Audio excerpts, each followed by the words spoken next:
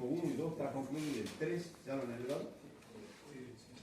Y ahora pasamos al práctico número 4. Bien, había algunas dudas de un chico de torsión, que no tengo ningún problema de darla para todos. Él me decía de que él, a ver si lo entendí bien, ¿dónde el alumno que me consultó? Se lo inspiró. Él me decía de que, a ver si te entendí bien, yo le había dicho que el tratamiento de la torsión, que la vamos a volver a ver en mampostería, también entra en el parcial. Siempre hay que recomendar para que, no lo veo, no, veanlo, porque gracias a Dios es lo mismo. O sea, hay una pequeña diferencia entre mampostería y en cuanto al punto de vista torsión. Ahora la verdad es una tontería. Pero el tratamiento es lo mismo. Es decir, yo tengo mi planillita, que esta la pueden traer para el parcial en blanco, ¿no? Sin fórmulas. Tengo la planillita, acá la clave, las excentricidades, ¿no es cierto? Como los centros de masa corregidos en los centros de rigidez. Eso me produce un valor, ¿no es cierto? Con un determinado signo.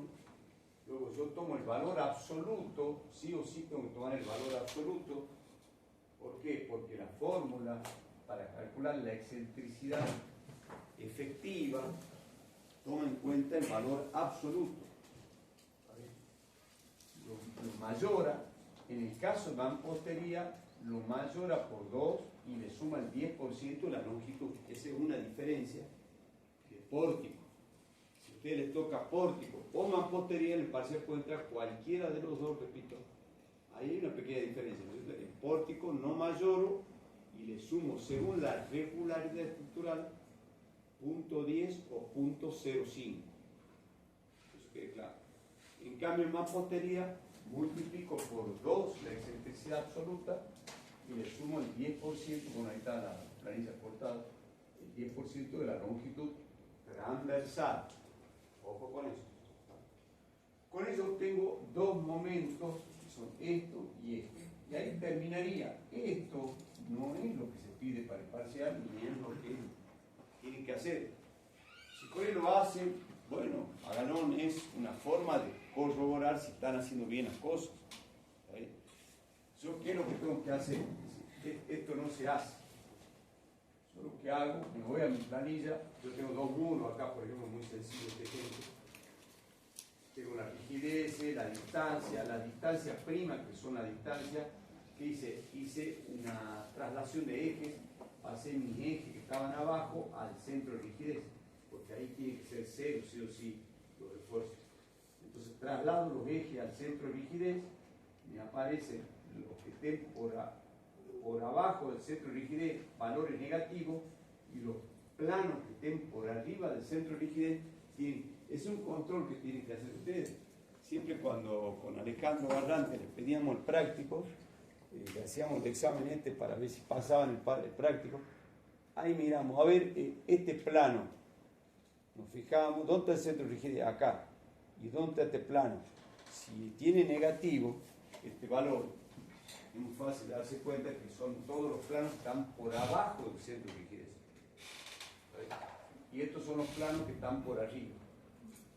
Hasta ahí está fácil, matemática. Acá vienen los dos momentos torsores que te da esto. Pero acá se ha introducido esta planilla un cambio y se le ha puesto el signo corregido. Lo pueden hacer ustedes, pero siempre y cuando me hagan lo que viene a continuación, en parcial, pero sí o sí que me lo hagan. Pásamelo, por favor, a la otra diapositiva. Ahí está. Lo que charlamos, esto es lo que hay que hacer en parcial. ¿Está bien? Sí o sí. Si no lo hacen, si funciona. Tienes que ponerle fuera. Ahí está el corte. Ya lo chequé. Ahí está. Entonces el corte debe pasar por el centro de masa. Esta es la excentricidad geométrica. Centro de masa corregido, la conexión ya lo hemos corregido. ¿No es cierto? Hemos venido bajando y corrigiéndolo. Y tengo un esfuerzo traslacional. Ahora distribuyo ese corte, lo llevo del centro de masa al centro de rigidez. Aparece un momento. Este momento puede ser antihorario o horario. ¿De qué depende? Bueno, depende, ¿no es cierto? Normalmente, cuando yo tengo este valor, lo amplifico por el 10% o el 5%, el 0.05, el 5 por miligramo de este valor. Si yo lo amplifico y estoy paradito acá en el centro de rigidez, ahí estoy yo paradito, esto se viene más abajo. Es como si se vendría más abajo. Por ende, está claro que para llevar un esfuerzo que estaba acá abajo para ahí, esto tiene que tener este sentido. Muy fácil, yo pongo, la fuerza está pasando por acá, ya está amplificado. Esto está más abajo. La fuerza tiene que pasar por acá, anulo este con este y me da un brazo para adelante, fíjense, en antihorario. No es muy difícil darse cuenta. Con ese brazo antihorario, todos los cortes que estén por debajo del centro de rigidez van a producir esfuerzos rotacionales en el mismo sentido del eje. Y todos los pórticos o planos que estén por arriba del centro de rigidez van a producir cortes rotacionales en el sentido contrario al eje. ¿Quedó claro eso? Eso es lo que tienen que entender ustedes. En el centro de rigidez, C. Bueno, ahora hago la diferencia. Es decir, en el caso de mampostería no lo multiplico por 2. Fíjense cómo cambia la fórmula para mampostería.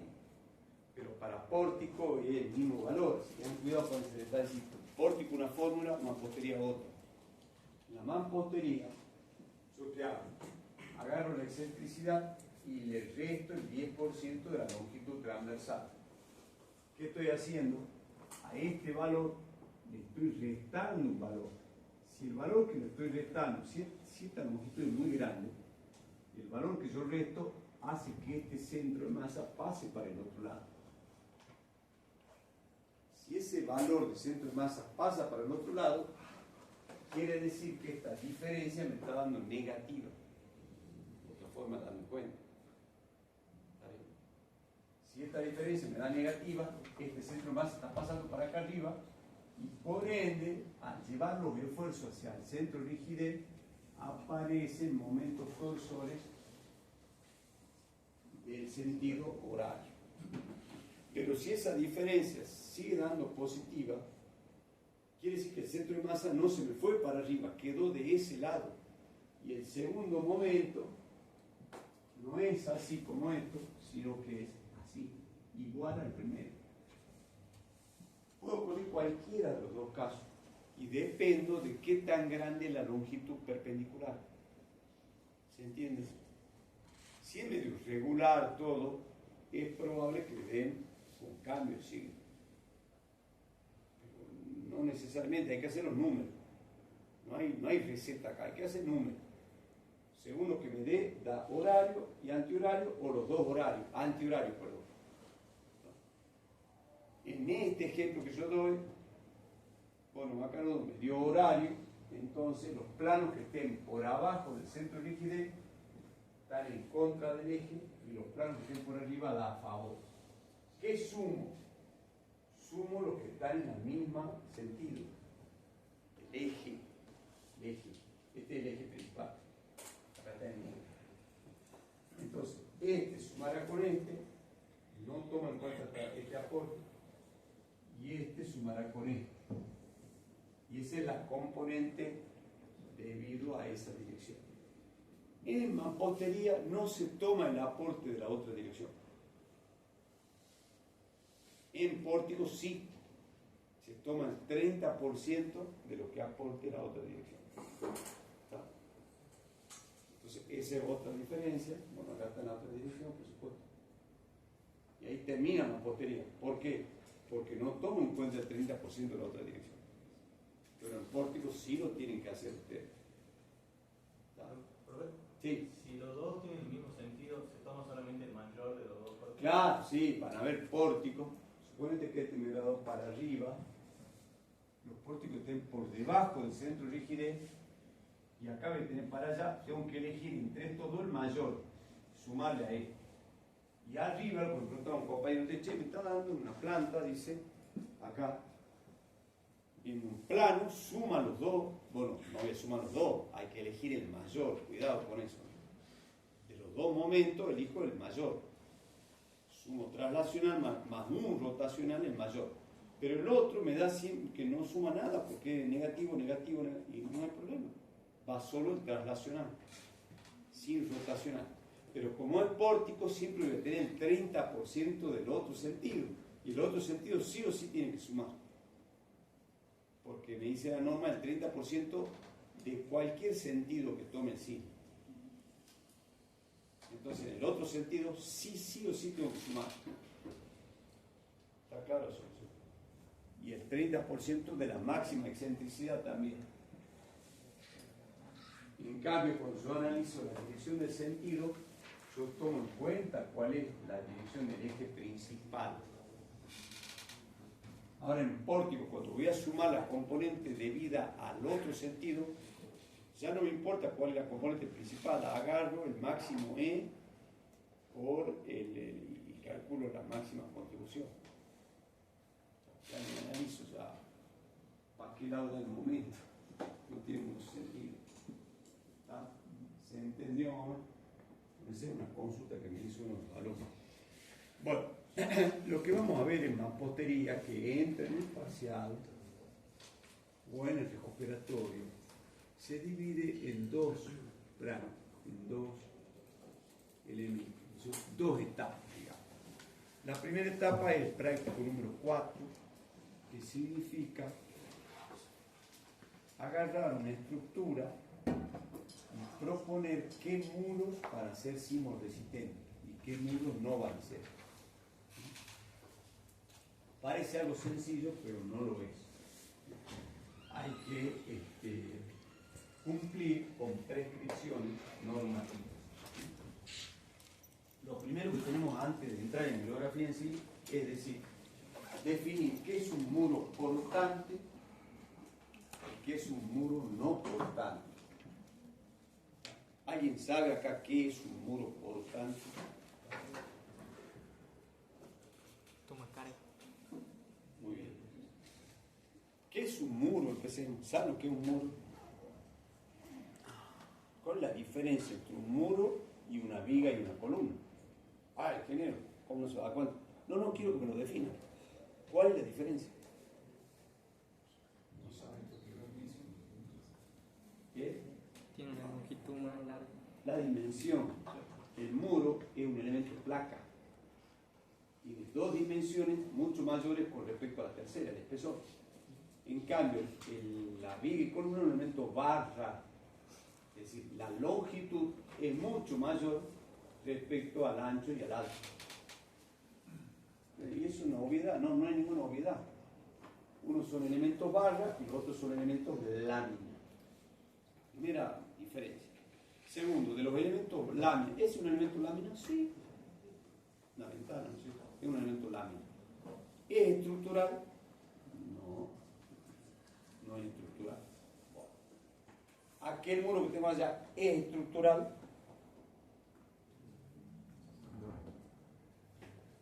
Ahí empezamos a definir portante o no portante. Un muro portante es aquel que tiene la capacidad no solo de transmitir la carga de su peso propio, porque si no lo podríamos ahí, ya se hubiera caído. Todo muro, toda lámina hablemos en general, esta lámina incluida, tiene la capacidad de resistir su propio peso y de cumplir alguna función.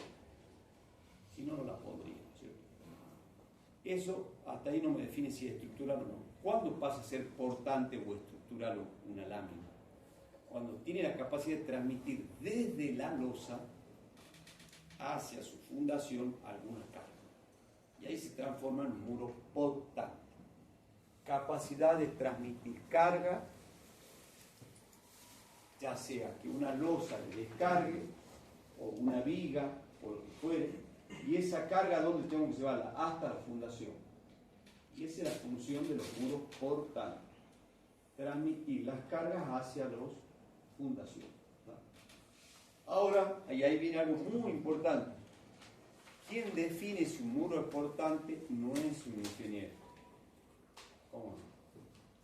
¿Quién es? Sí es un ingeniero, pero no porque ustedes digan, a ver, ese muro que he puesto ahí al frente, ese de ladrillo visto, de ladrillo macizo. No porque yo diga que ese es un muro no portante, la estructura va a saber que es un muro no portante. ¿Cómo sabe la estructura que es un muro no portante? Primero, porque no le transmito carga. La losa tiene que estar armada de manera que no descargue sobre ese muro, o descargue sobre una viga y la viga no esté conectada al muro.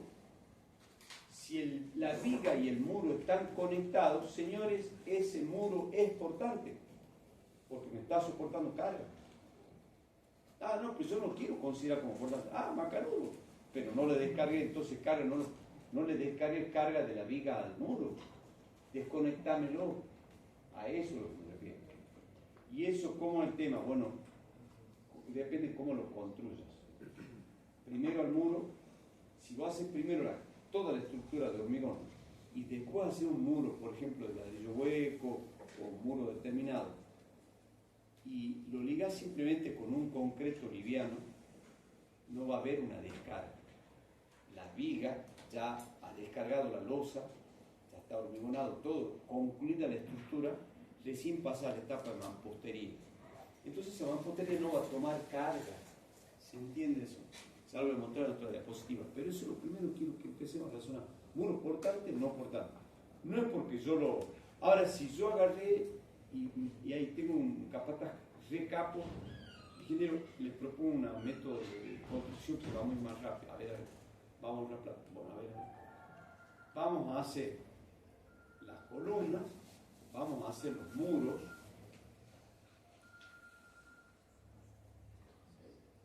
Marianela. Che, bien, estoy en clase, acá en el colegio. ¿Sabe cómo?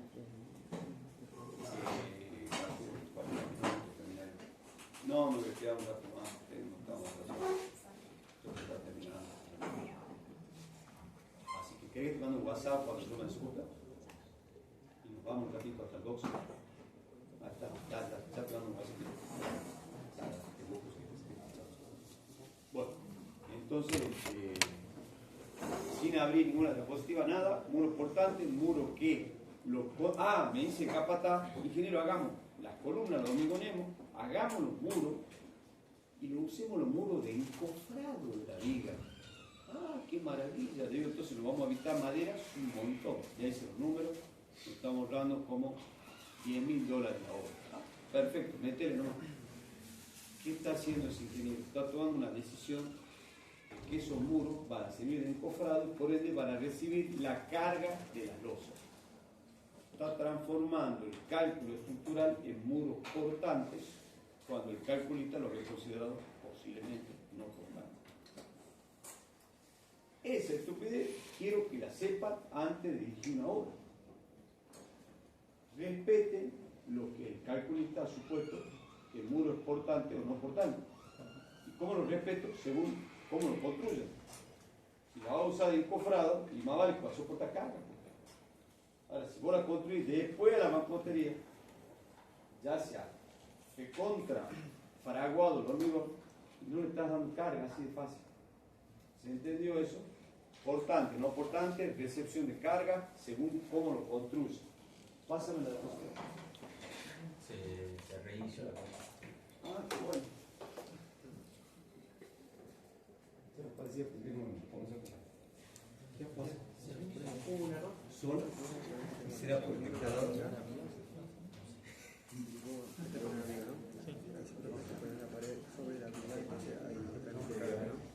¿Pero qué haces si la pared no la pones sobre Dios? Ya no sería una transmisión de carga, sería una carga de carga. Una carga que te y la losa tiene que soportar esa deformación para llevártela. Es como que tiene un y es complicado que hacer la losa para llevar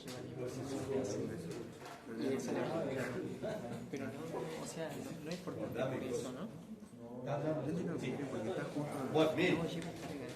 No sé si- Entonces la primera etapa va a ser práctico 4 y tenía que lo vamos a dar rapidito porque no hay muchos aspectos, salvo algunas consideraciones conceptuales de estructura, lo que acabo de decir y otras cosas más, pero lo demás son prescripciones que surgen de los ensayos experimentales.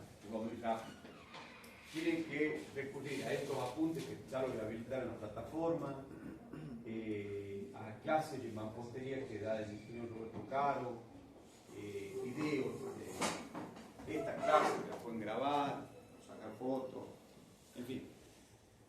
La primera etapa, que es práctico 4, yo les pido que me cubran lo que se llama un checklist. ¿Qué quiere decir un checklist? Es para poder yo entrar a la obra y decir, bueno, qué muros van a ser sismo resistentes y los que cumplan todo el checklist. Entonces ustedes van a partir de un plano arquitectónico, van a ponerle a ese plano una determinada, vamos a avanzar un poquitito, y esto ya volvemos a conceptual, van a ponerle una determinada cantidad de columnas en cada nivel, planta baja, primer piso, ¿cierto? Vamos a ver si le damos una vivienda o si le damos el mismo edificio, que le ponemos muros. Yo creo que no se va a adaptar, porque es un edificio vidriado, no va. Le vamos a dar otro ejemplito, una vivienda de algún otro año, qué sé yo, no sé. Entonces ustedes ponen un sistema de columnas, porque ¿cómo funciona el esquema estructural? Es un muro que está sí o sí encadenado. El muro solo no puede funcionar como sismo resistente. Necesita, como el hormigón armado necesita de armadura, los muros para poder ser sismo resistentes necesitan estar rodeados de dos encadenados horizontales y verticales, ¿sabes? Confinados. O sea, mucha gente le dice muros sismo resistentes o muros confinados, ¿sabes? O la alternativa, muros con armadura distribuida. Bueno, tener armadura por todos lados. El acero combinado con el muro me hace un muro sismo resistente. Bueno, ya vamos a ver más la teoría. Yo hago un planteo estructural de columnas. Todo lo que es diafragma flexible lo descarto. Ya sabemos que un diafragma flexible, ¿no? Ya vamos a volver sobre este concepto, pero no se puede utilizar diafragma flexible en mampostería sismo resistente. Y de ahí, acá hay otro ejemplo, planteo, supongo de entrada que todos los muros van a ser sismo resistentes. Y el práctico consiste en ir tachando o descartando, de una manera más fácil de mencionar, los muros que no son sismo resistentes o que no cumplen con el checklist. Entonces todo el práctico se remite a partir de un plano inicial que ustedes lo pueden proponer, ahí están las ventanas, todo, hay que ser prolijo con un AutoCAD bien prolijito, y luego van a ir procesando los diferentes partes del reglamento, el checklist que ya mostré al principio de la clase, y de eso resultará un plano final.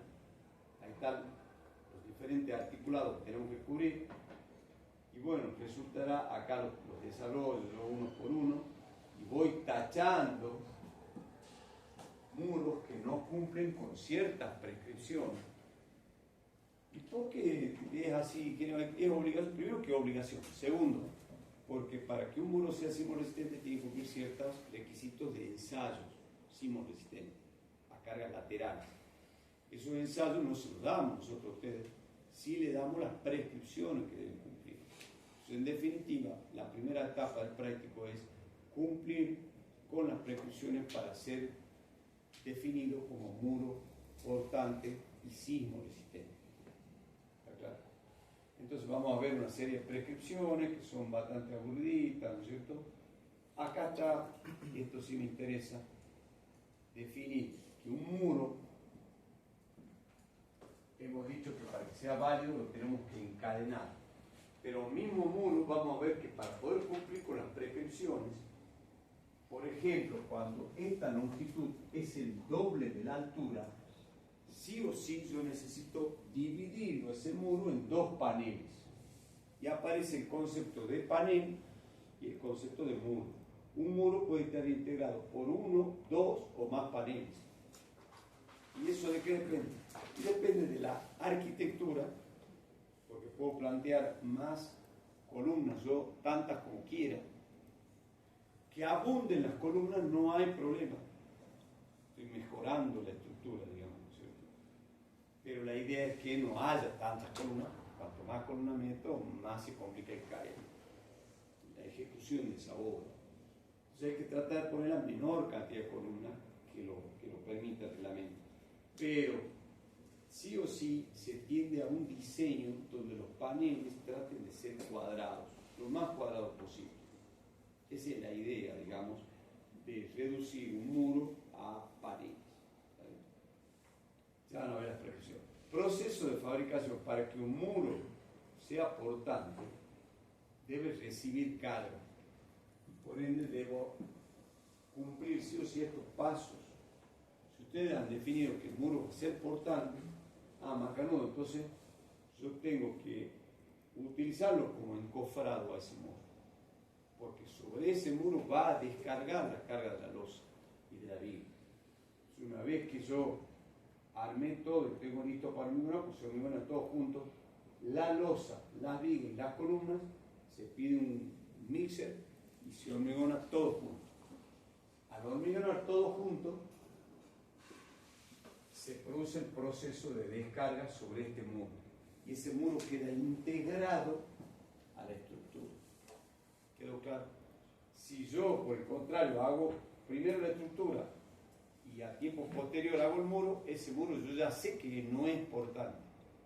Por más que yo quiera, lo haya considerado una carga. Ya perdí. Ya tengo que recalcular y decir, no, este muro no es portante. Sacarlo. ¿Está bien? Entonces, la hipótesis tiene que sacarme ese muro.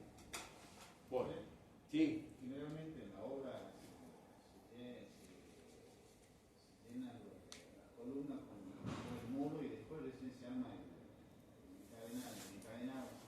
¿También es un muro portante eso? El portante lo define la descarga superior, no la descarga lateral. ¿Está? Es decir, vos me decís que primero hacer el muro, después hacer, ¿qué proceso estás proponiendo? Hacer primero el muro. Se ponen las columnas, se hace el muro y después se llena la columna. No, y si ese es el proceso que hay que seguir, sí. Mira, Porque usted dice... este es el proceso. Primero se hace la armadura, parado de columnas se llama eso. Y ahí se encofran. Pero donde va a ir el muro no se encofra. O sea que son encofrados en U. Se deja la armadura ahí tranquila y en el expuesto. Se hace el muro y se conecta este muro con cada 3 o 4 hiladas, se pasa una armadura que acá la muestro yo al final. Es muy recomendable esto, se pasa una armadura en las juntas de la mampostería. Y en esas juntas no tiene que ser con cal, obviamente, si no te destruye la cera, obvio. Y se hacen unas juntas de concreto y esa armadura tiene que estar bien anclada a la armadura de columna. Todavía no he llenado nada. Ese es el proceso que hay que hacer. Luego se pone la armadura de viga, se encofra los laterales, ¿cierto? A veces, obviamente, que acá para poderlo hacerlo encofrado todo, vos le hacés agujero a esta mampostería. Si no, no podés pasarlo, porque hay no me acuerdo cómo se llama eso, se pasa cada metro, se va pasando. Y bueno, ahí se está desgastando un poquito el muro, pero luego se lo llena eso con concreto y anda bien. Sí que va a debilitar. O bien se ponen a los costados dos soleras con encofrado independiente y ya está, y no toca el muro, sería lo ideal. Tocar lo menos posible el muro. Una vez que encofran todo, laterales de viga, encofrar losa y llenas todo junto. Lo importante para que sea portante un muro es que reciba la descarga de la losa. Sí, cuando se llenan las vigas, a veces se llenan, vi que llenan primero las vigas y después hay una junta fría y recién llenan la primera columna y después las vigas. ¿Eso afecta a esto? Lo que hacen normalmente, ¿qué hacen? Primero llenan las columnas, todas las columnas las paran y las llenan completamente. Pero ya no hay conexión de muro. Pero puede haber si vos haces con los pelos para conectarlos con muros. No es tan grave. No, pero con los muros hechos. Y se sigue el proceso, pero no llenan todavía las vigas. Sí. ¿Afecta el procedimiento que está ahí o hay que llenar todo junto las vigas y las columnas? Mira, se puede llenar las columnas en un paso intermedio y después las vigas con la losa. Se hacen muchos obreros, no es lo ideal. Lo hacen porque pasa que cuando vos estás en altura, que no lo crean, el tema del viento, y tenemos columnas bastante esbeltas por ahí en los últimos niveles, te mueve la estructura y vos tenés que flechar todo eso, flecharse, ¿viste? Tirar tirantes por todos lados, esto queda perfectamente vertical y chequeado antes de llenar. Y a veces pasa que no está bien flechado y una columna quedó mal flechada y se llena, es un error gravísimo de ejecución. ¿Tá? Para evitar eso, muchos capataces dicen, no, mira, la verdad es que la mano de obra no es la mejor que tengo, llenemos las columnas. Entonces el tipo al llenar las columnas solitas se está garantizando que esas columnas están bien vertical, porque es fácil a una columna corregirla en la marcha. El tipo capaz de decir, mira, ¿qué se no tenemos? Porque el ojo vale mucho el tipo, ¿no? Después tiran la línea y efectivamente hay unos cuantos milímetros fuera de eje. Entonces toda la columna tiene que estar bien llena con su verticalidad como corresponde. Entonces muchos capataces que, sabiendo que la mano de obra no es la mejor, llenemos todas las columnas.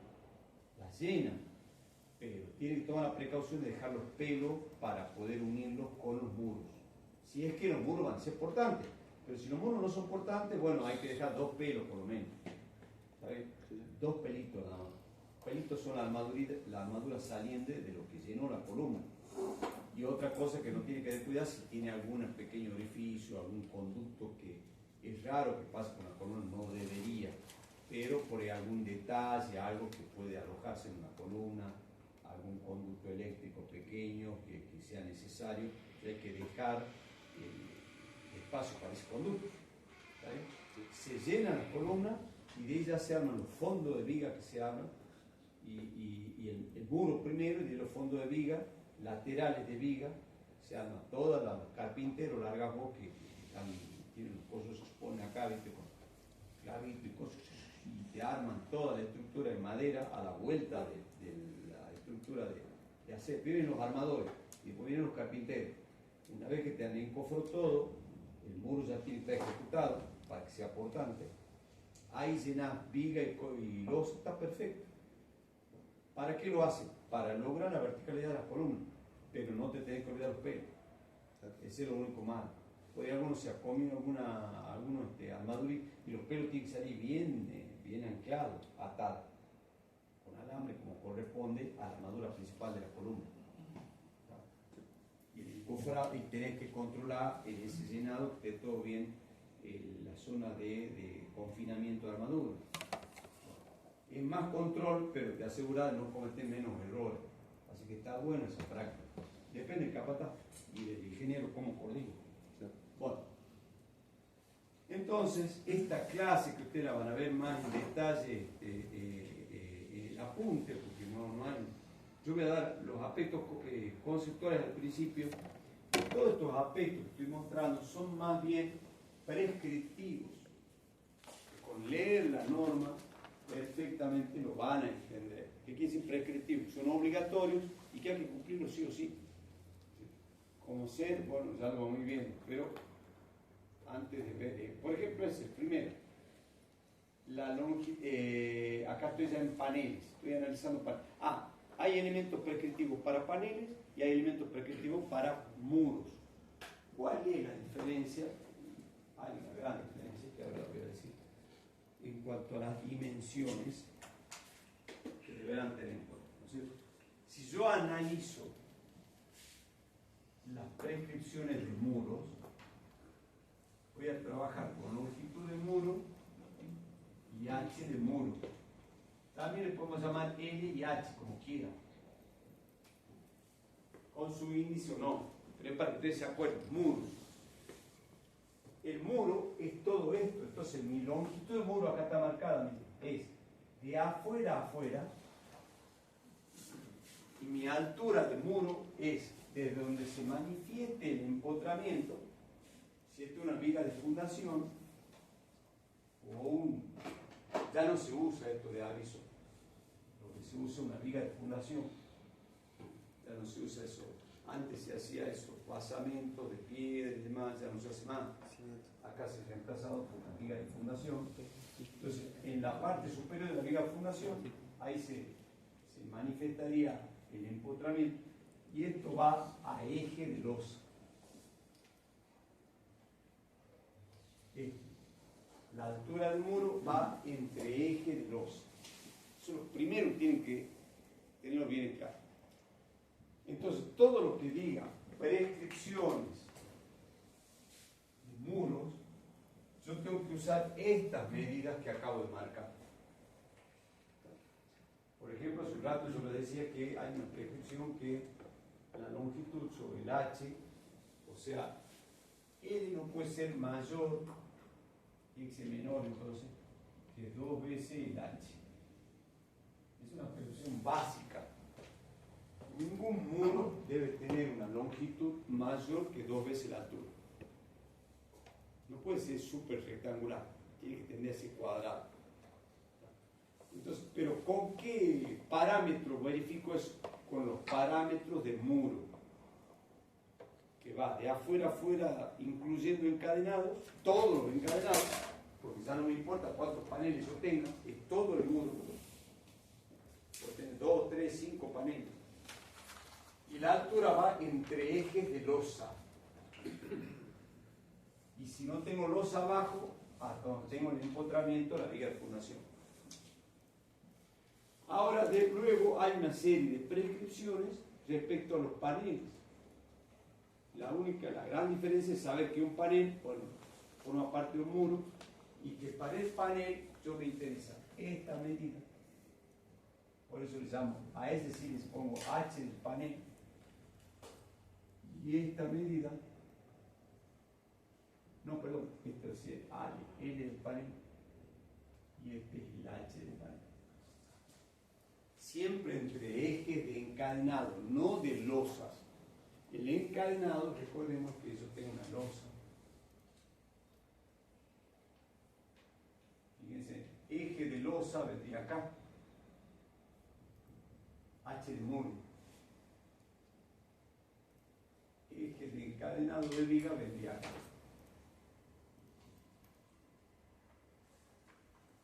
¿Quedó claro? Es diferente, ¿no? No es lo mismo HP que H de muro. Y el ancho, obviamente, tampoco. Bueno, salvando esos pequeños aspectos constructivos, yo ya me puedo largar a verificar todas las prescripciones que me da la norma. Por ejemplo, acá tenemos las prescripciones. Todo el capítulo 9 se refiere a prescripciones de paneles. Y el capítulo 7 se refiere a prescripciones de muros. Ya están más o menos armadas los capítulos. Primero se empieza por el capítulo 9, no por el 7. Primero se empieza por el 7, por el 9, los paneles. Tienen que cumplir relaciones geométricas también, parecidas a estas, pero de paneles. Tienen que cumplir áreas y dimensiones máximas según el tema de aberturas. Primero área y dimensiones máximas. Un panel no puede ser más de cierta superficie. Hay una tabla que te dice que un panel no puede ser más grande de tantos metros cuadrados. Entiéndase por metro cuadrado el ancho por el alto del panel. Luego hay prescripciones de relaciones. Y luego, ¿qué pasa si no cumplo alguna de estas prescripciones?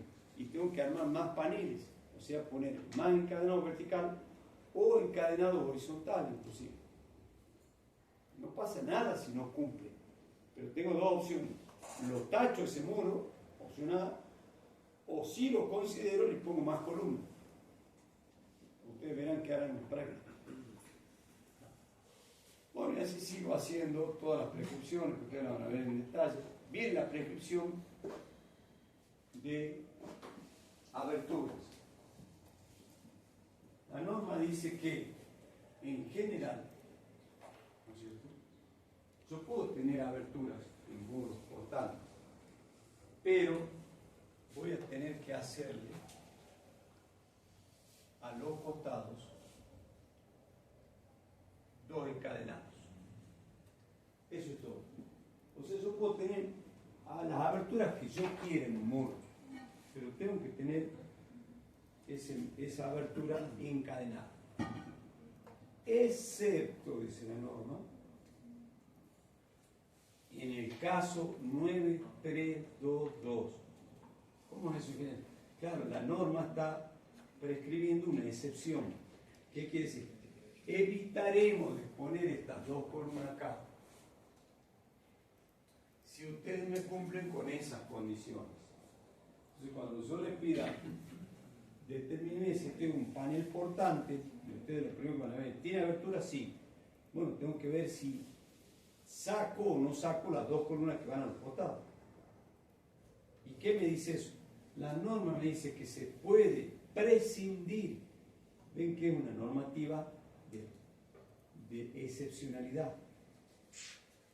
Siempre lo recalco porque el hecho que no se cumpla esas condiciones que son bastante jodidas de cumplir, no significa que eso no pueda ser considerado un muro portante. Significa que tengo que poner columnas a los costados del muro, nada más. Que no puedo prescindir de la columna. ¿Se entendió eso? Porque a veces no leen la norma y no la interpretan bien, entonces para eso estamos, para hacer algunas hincapié, digamos. Entonces, si yo no lo, bueno, ahí está dibujado, si yo no puedo cumplir con alguna de esas condiciones, simplemente las pongo a las 2 columnas. Y un detalle más, el muro donde tienen abertura no lo voy a considerar como muro, voy a considerarlo a este un muro por un lado y a este otro muro por otro lado. ¿Quedó claro eso? Entonces, el problema de las aberturas, que es lo más difícil que tiene esta pavada de práctica, no es muy complicado. Sí. Ahí dice longitud del panel de los bordes a longitud del panel o es Sí. a borde del muro. Se toma desde el borde de abertura a borde de viga, de columna de viga. ¿Sí? Esto está dibujadito y sacado de la norma, así que hay que respetarlo, tal como dice. Pero la parte consultora más importante, es decir, la norma prescribe que podrá prescindirse. O sea, si yo cumplo con esas 5 condiciones, este es un muro perfectamente portante, o sea, sismo-resistente, y no necesito poner más que sus 4 bordes encadenados. Paso a otro muro. ¿Sabes? Ahora, si no me cumple uno de ellos, ¿qué ocurre? Nada, no pasa nada. Tengo que poner 2 encadenados verticales para que ese muro no me involucre un comportamiento sísmico problemático, porque después aparecen las clásicas fisuras por acá a 45 grados. Clásico eso. A mí me pasó, les aviso, en una zona Santiago del Estero, que no sísmica, porque es zona 0, zona 1, lo que no era necesario cumplir con estas prescripciones. Sin embargo, no tuvo en cuenta el proyectista, y yo también, que era directamente avalaba ese proyecto. Yo no era director técnico tampoco, yo viajaba de Salta a hacer controles, pero yo también tenía la culpa de todo, porque quien controla tiene la culpa de todo. Y me aparece una fisura a 45 grados. ¿Qué pasa acá? O sea, acá no hay sismo, el problema era el clima. Santiago del Estero tiene saltos térmicos de la mañana al mediodía, puede ser de 15, 20 grados. A la mañana puede tener una temperatura de 15 grados y a la tarde 40 grados. Ustedes saben que el clima ahí es un clima desértico. A la noche se enfría todo y a la mañana sigue una temperatura que vos tiras un huevo en el pavimento y lo cocinas perfectamente. Y yo me estaba así, no. Claramente ese aspecto no lo había tenido en cuenta, y la dilatación, hemos hecho unas viviendas con losas comunes, porque eran viviendas agrupadas. ¿Se puede hacer eso? Sí, para economizar. Yo voy a hacer viviendas separadas, voy a hacer bloques de 2, de 3, de 4 viviendas juntas, y ese fue el error. viviendas juntas con una losa continua, ¿qué pasa? La dilatación era enorme y me generaba esfuerzo que no había sido tenido en cuenta en el cálculo. Y el muro fallaba con dilatación a 45 grados. Con prescripciones sísmicas lo solucionaba el problema fácilmente poniendo un buen encadenado arriba, encadenando el muro. Se solucionó, por supuesto, hubo un sobrecosto. Nada es un problema. ¿Y eso fue un error? Sí, fue un error en obra, pero no significa que por eso era un mal profesional o no se tuvo en cuenta en el proyecto original la dilatación. Fue un error. Pero se puede solucionar, por supuesto, todo es solucionable. Depende de cuánto, ¿no? Así es fácil. En la vida todo tiene solución, excepto la muerte. Todo lo demás depende de cuánto. Chao. Entonces no se hagan problemas cuando se está haciendo un problema en obra. Evalúen cuánto es el problema, cómo lo solucionan y cuánta plata van a necesitar. Concéntrense en conseguir la plata para solucionar el problema, concretamente. ¿Está claro? No en el problema. Porque a veces los ingenieros somos tan ingenieros, ¿qué hago con esta fisura? ¿Cómo voy a solucionar? ¿Qué pongo? Encadenado vertical, columna, esto, llamo a 5 profesionales más, me desespero, me corto la vena. No, ninguna de esas te va a solucionar el problema. Evalúa soluciones, cuánto cuesta y punto. Eso es todo el problema. ¿Quedó claro? Bueno, entonces acá hay varios ejemplitos de algunos, de cómo se debe cumplir esas condiciones, ¿no es cierto? Y entonces yo me voy quedando, por ejemplo acá, he decidido directamente poner 2 columnas laterales y que esta abertura no sea parte de la estructura. Entonces yo en lugar de tener un solo muro, pasé a tener 2 muros. Y ahí empieza la nomenclatura, ¿no es cierto? Si este es el plano 1, yo empiezo muro sismo resistente 1X, 2X, y en altura conservo la nomenclatura.